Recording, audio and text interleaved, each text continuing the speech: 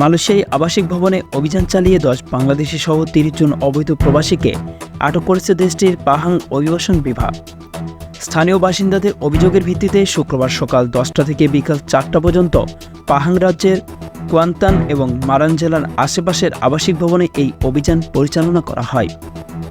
শনিবার পাহাং অভিবাসন বিভাগের এক বিবৃতিতে বলা হয়, অভিযানে প্রথমে 55 জন বিদেশিকে তল্লাশি করে 22 থেকে 51 বছর বয়সী 30 জনকে ইমিগ্রেশন আইন 1959-63 অধীনে বিভিন্ন অপরাধের জন্য আটক করা হয়েছে, যার মধ্যে অনুমোদিত সময়ের বেশি দেশটিতে অবস্থান করেছেন অনেকে।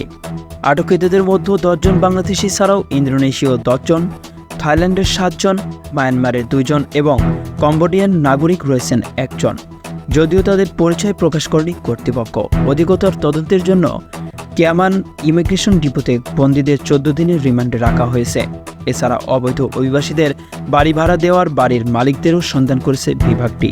সংবাদের এ পর্যন্তই। পরবর্তী নিউজ আপডেট পেতে আমাদের সাথেই থাকুন। ধন্যবাদ।